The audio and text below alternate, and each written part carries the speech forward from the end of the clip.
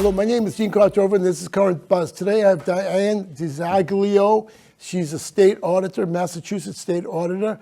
And thank you for coming, Diane. I have a few questions to ask you. And you were on the show before you were a state auditor. And we thank you for coming back to Chelmsford. And, hey, thanks for having me back on, Dean. It is great to be back in Chelmsford. I hail from right down the street. I know. In Methuen. I know. And grew up right here in the Merrimack Valley. So it's always my honor and privilege to get an invitation from you to join right here in Chelmsford. And again, great to be back. Thanks. Thank you very much. I have a question before we start. There's a singer called Taylor Swift, right? Taylor Swift is dating Travis Kelce. He's a tight end for Kansas City Chiefs, right?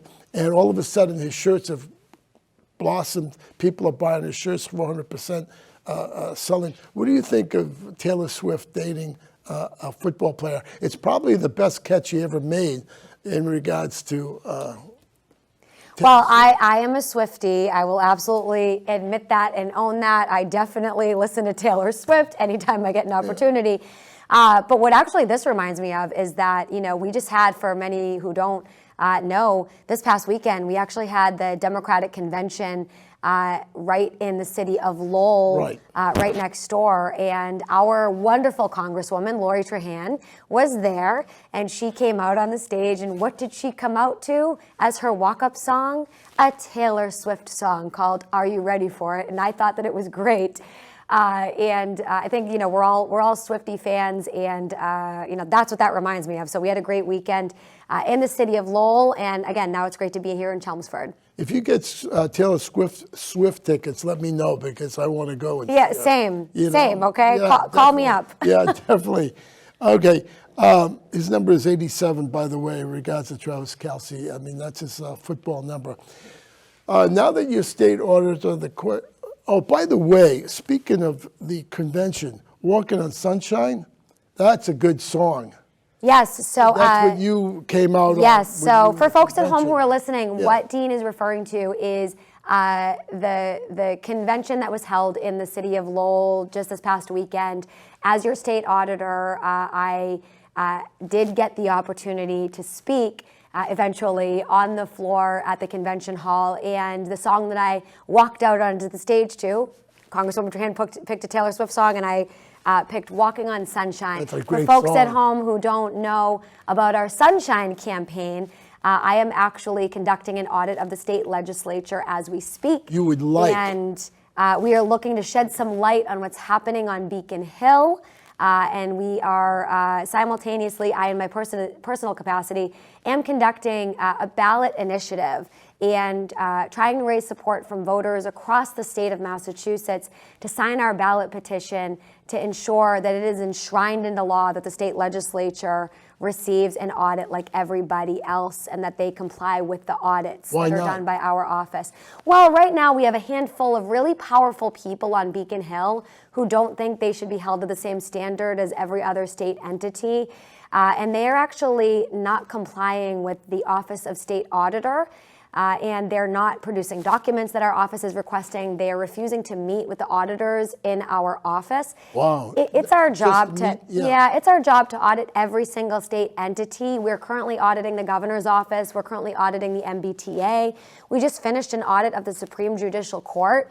And it's only the legislature in Massachusetts who is refusing to comply with an audit by our office. We view this as a simple matter of increasing transparency, accountability, equity, and accessibility to what's going on with our tax dollars up on Beacon Hill. And it is incredibly unfortunate that just a handful of leaders at the State House who are in very powerful positions have decided to try to block this effort instead of seeing it for the opportunity that it is to help increase access to what's going on behind those closed doors up on Beacon Hill for everyday working families who work really hard for their paychecks and deserve a seat at the table where the decisions are made regarding how their tax dollars are being spent. So we are pursuing this ballot initiative, and yes, at convention, I thought Walking on Sunshine was a great song to add to the mix to bring some joy to the moment of opportunity that we have right now to really shed that sunlight on Beacon Hill to help working families get access to what's going on. So you want people to sign a petition, right? Explain the process of the petition to people who may not know what it means. You have to get, what, 75,000 signatures by how many? Yes. So that's the kicker right there, right? Speaking of football, we in this ballot initiative, friends, in order for it to be enshrined into law, that the general court will be added to the law. That's already very explicit that the state legislature is subject to audits from our office, but they are trying to, manipulate the conversation and get out of receiving an audit, stating that they don't believe that current law says they're subject, even though our office has conducted 113 audits of the state legislature in the past. It's only in recent years that state leaders have decided to stop complying with the audits that our office provides as an opportunity for increasing transparency. So because they are confused about what the current law states very clearly, and because they're confused about over 100 years of precedent of audits being conducted by our Office of the Legislature, we want voters to have the opportunity to make it crystal clear to legislative leaders that you want transparency, accountability, and accessibility from your elected officials up on Beacon Hill about how they are spending our tax dollars. I hope that voters will support this effort. I think that once we get it on the ballot, it's sure to gain support. But in order to get this on the ballot, Dean's right, we need 75,000 signatures just to get this issue on the ballot. So I'm encouraging folks to visit my website, dianaforma.com, and on my website you will find a button that says ballot. Click that button, you'll find out different ways that you can get involved to help us collect signatures, to help us get on the ballot so that we can make meaningful and positive changes to give access to all working families in Massachusetts and not just the powerful and the privileged. I think we have that up on the screen, the website. So that's where they should go to. What would they do? Let's say I'm sitting at home. What would they do in regards to signing the ballot? Where could they go? Where can they get ballots? We will actually, sheets? That's a great question, Dean. We will actually mail these sheets to anyone who is willing to help us collect signatures. Oh, okay. We are a grassroots campaign. We have a lot of work to do, and we only have 8 weeks to collect these signatures. 8 weeks. That's not a lot of time. So in 8 weeks, we need to collect 75,000 signatures. If anyone sitting at home is listening and wants to know how their tax dollars are being spent, this is not a partisan issue. We have earned support for this issue from Democrats, Republicans, Libertarians, unenrolled, people from all sides of the political spectrum, and people who represent all sorts of party affiliations and have different viewpoints are agreeing that we need increased transparency and accountability up on Beacon Hill. This is an issue that is unifying working families across Massachusetts who believe that we should have a seat at the table, but we can't do this without your support. So regardless of your party affiliation, we would really appreciate your support in helping to make sure that this gets done. We can't do this without you. I go out pretty much every day and I'm collecting signatures, and I'll get a couple hundred signatures or so outside of the market baskets at the different events that you'll see me attending. Mm-hmm. And that's great, but a couple hundred signatures with just me collecting for the next 8 weeks is not gonna cut it. So we need some people to step up who care deeply about how our tax dollars are being spent, who want increased transparency on Beacon Hill, and are willing to help us out for a few hours, standing outside your local grocery store and asking our neighbors and our friends to support this effort by signing the petition. If you're willing to help, again, I invite you to please go to my website, dianaforma.com, click that ballot button, and we'd love to have your support. We can't do it without you. There's town meeting here in Chelmsford, fall town meeting. Do you plan on having signatures at the town meeting? We certainly would love some assistance, having some representation outside of town meeting to help us collect. I will be running around. Will you have empty ballots? In other words, so people pick up the ballots to take to their families and friends? Certainly, and again, if you go to my website and sign up, we can send you or drop off, have the petitions dropped off to you. Wow. And if some volunteers want to help us that day standing outside, we'll take the support. Okay, good. You mentioned other states in your dissertation, right? What other states are auditors allowed to investigate or ask? Multiple states, but Dean, the one that resonates the most for me, as I did speak with the state auditor there, is the state of Connecticut, and their auditor and I actually spoke very recently. He was one of the lead speakers at a conference that I had attended, and he was actually the president of the National Association, or the National Auditors, State Auditors Association. You're right. And he, provided encouragement to me and said, look, audits of the legislature in Connecticut are such matters of routine that they barely make the press. It's just a matter of routine, and it's something that is viewed as being a very favorable thing, because it's those audits that prevent the legislature from potentially getting into trouble, because of unintentional mistakes or other issues that could occur. Right. So the audits there are received with open arms, and he's able to do his job. I find that to be a great model of how we can do business here in the state of Massachusetts, where we are frequently ranked as one of the least transparent state governments in the entire nation by almost every good government group. Our state legislature, unlike the town of Chelmsford, for example, or the city of Lowell or surrounding municipalities, our state legislature is not subject to the public records law. They're not subject to open meeting laws. Now, if our city and town officials can do business in the light of day and be subject to open meeting laws and be subject to public records laws, which, by the way, my office is subject to public records laws as well. If we can do it, I know they can do it, and they should do it, and it's the right thing. So I'm really disappointed that this handful of legislative leaders and some party officials are really pushing back on this. I think that it's wholly unnecessary, and I would encourage our party leaders, I would encourage our state legislative leaders to listen to the people. The people are being very clear that they want accountability and transparency.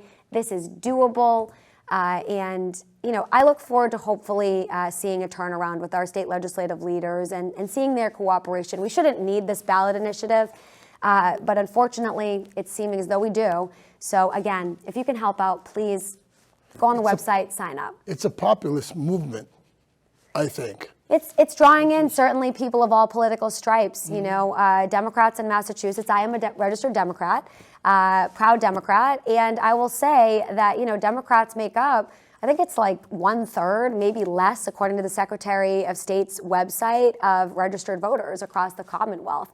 The way that we are successful in state government and in our communities is by reaching across the aisle to make sure that we are, living our values. And it is part of our Democratic Party values to increase transparency, to increase access to opportunity for all families, regardless of their family background, their bank balance, or zip code. So I will continue to reach across the aisle for support on this initiative. I'm thankful to people of all party affiliations who are supporting our effort. We can't do it without you. And I'll just say a thank you to you.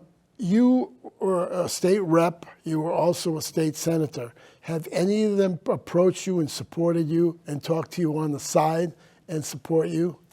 Yeah, some people have been more open than others about their support for this initiative. Some will say that they are privately supporting this, but say that they fear retaliation from the leadership at the State House on their district. And they fear that the Senate President or the Speaker will defund their local initiatives and not send funding back to their district as retaliation if they publicly support this initiative. And I think that just highlights, why this is needed. We have just a handful of people up on Beacon Hill making decisions for all of our local representatives and senators who are working really hard to try to get funding to come back to our communities, for our public schools, for our, public stations, for our, roads, bridges, senior centers, you name it. Most of the state reps and senators are working hard for their communities. And I would say that, the fact that just a handful of legislative leaders on Beacon Hill can control that much is really concerning. And it just highlights why this is needed. I heard that you were one of the hardest working state senators and senators in the State House. That's what I was told. So I'm telling Well, thank you. You know, I mean, look, I was raised by a teen mom. My mom was only 17 when she had me. You know, she was actually, I was born on the day she was supposed to be graduating from high school, but she instead had little me coming into the world. And, you know, I'm grateful for all the hard work that she invested into ensuring my future success.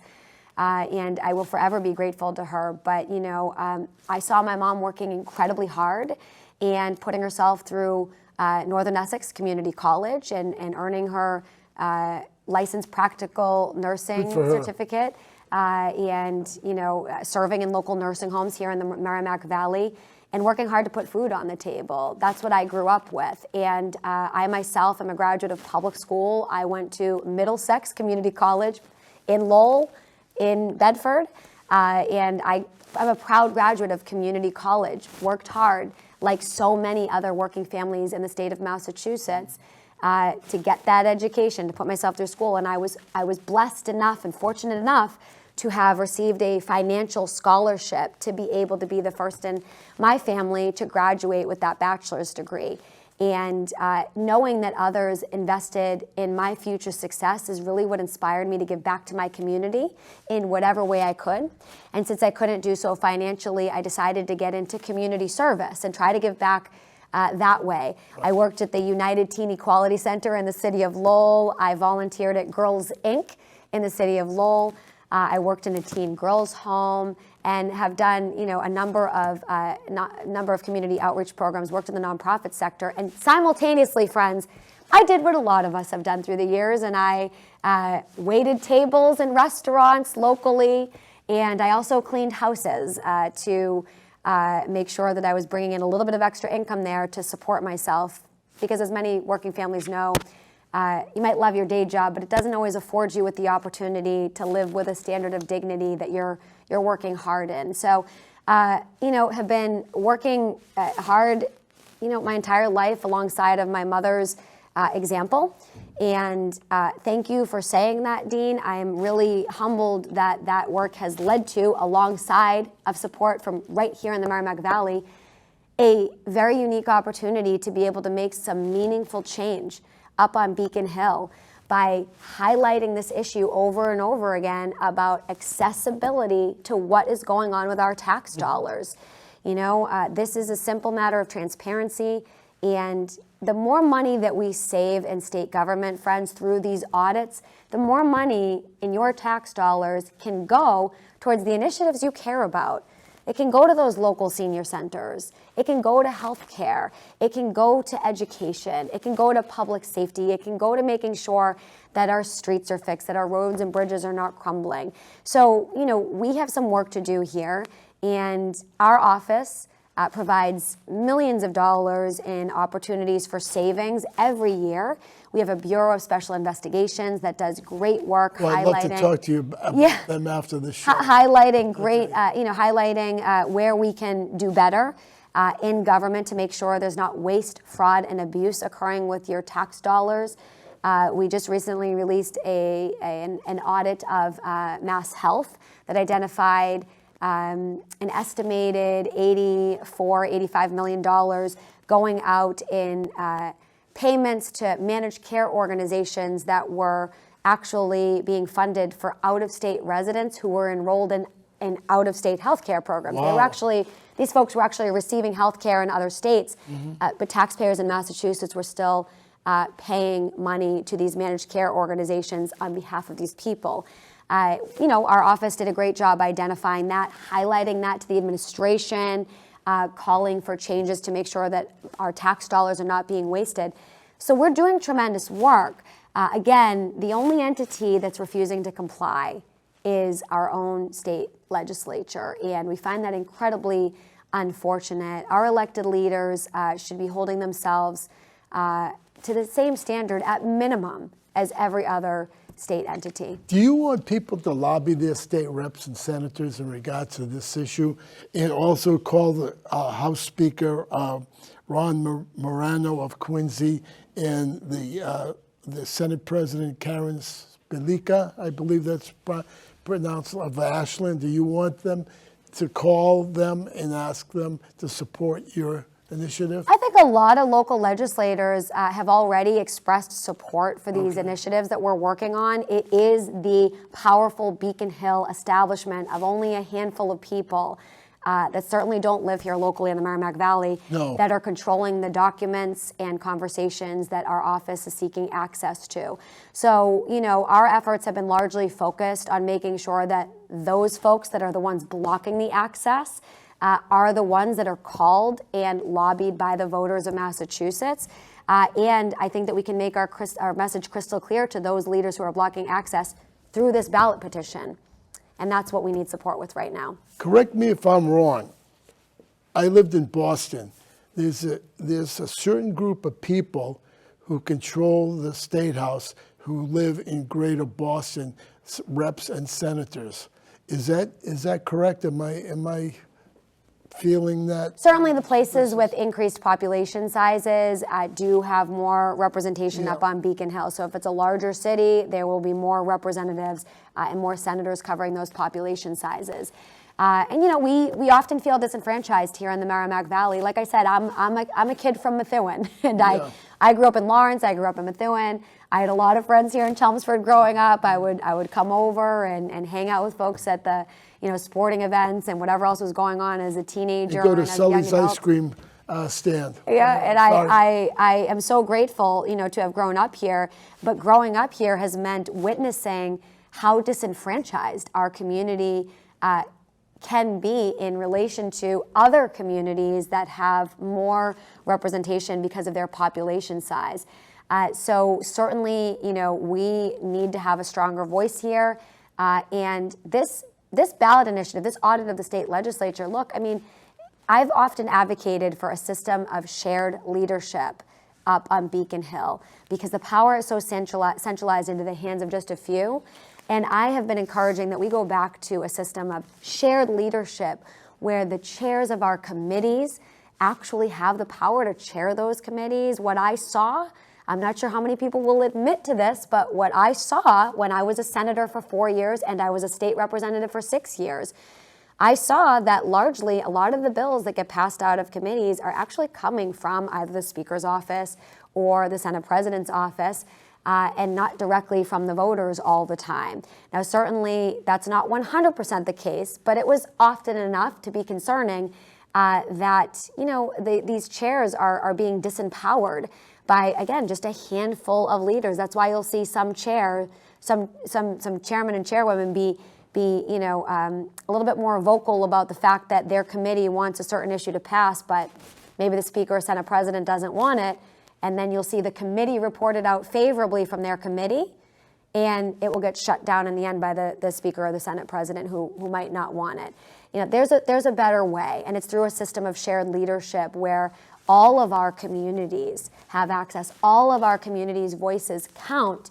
And I think that, an audit can only help in causes like that. Again, to shine a light on processes and procedures that can potentially be augmented so that we all have a seat at the table. I'll give you an example. I've been trying to get a Veterans Hall of Fame in Massachusetts, and other states have it, and it's just deadlock, and it hasn't moved at all.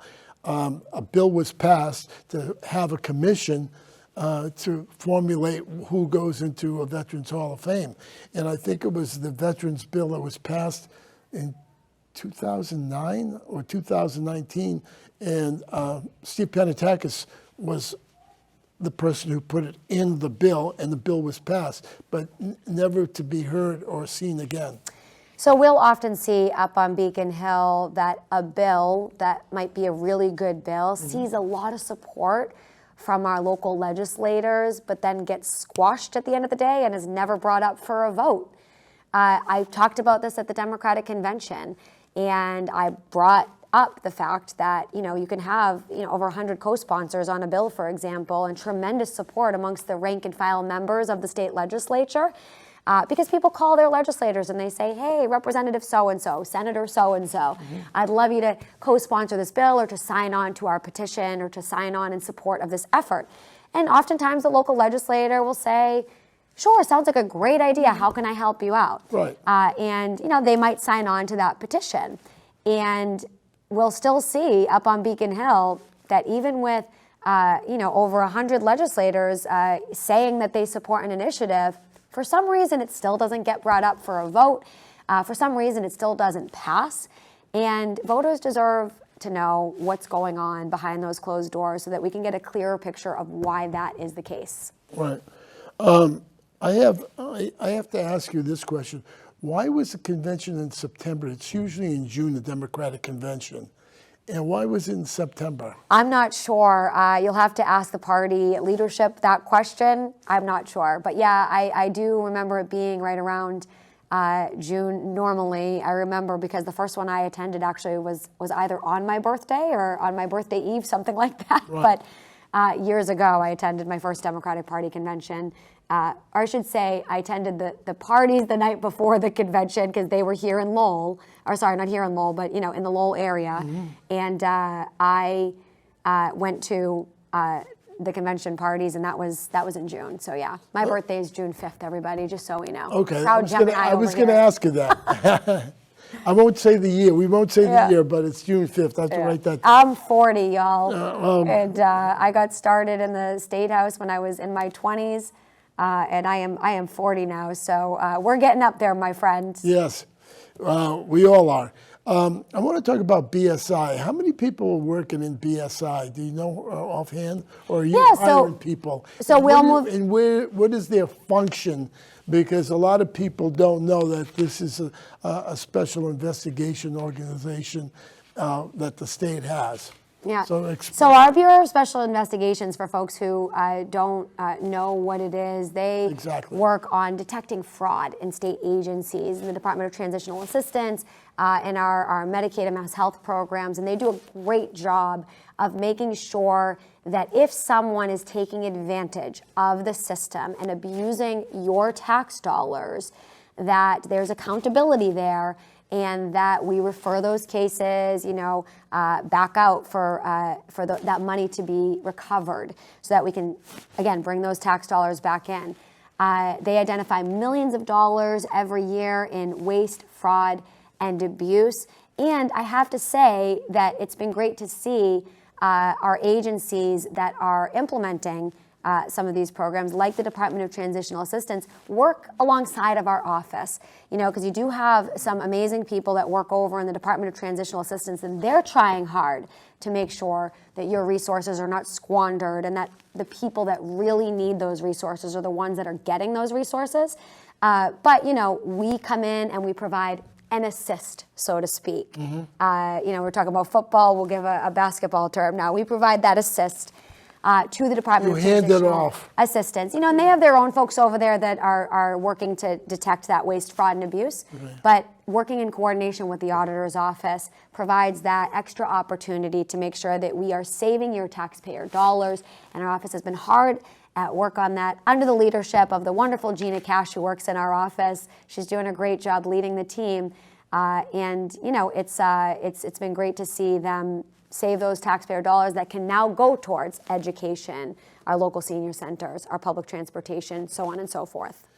If you feel there's fraud going on in any agency, call BSI. Is there an 800 number for BSI yet? So I would encourage folks to actually visit the website, and all the information on the auditor's website will be there. You can just do a quick internet search, it'll pop up, and you can call in, and you can either send that email or call the number based on what's on the. I just want to say that investigations can take 6 months to a year sometimes. So if you're kind of frustrated and you reported it, it may be investigated and it takes time because they want to, ironclad it, so to speak, to take it to court if possible. We are still limited in the amount of resources we have to conduct these types of investigations due to not being fully funded by the state legislature, who unfortunately some folks, not all, but some folks tried to retaliate against our office for this legislative audit by trying to zero out our budget. We were grateful to the governor, grateful to the chair of Ways and Means in the House for their support of our budget. The Senate, unfortunately, shot down our funding, but we ended up at the end of the day with enough to get through.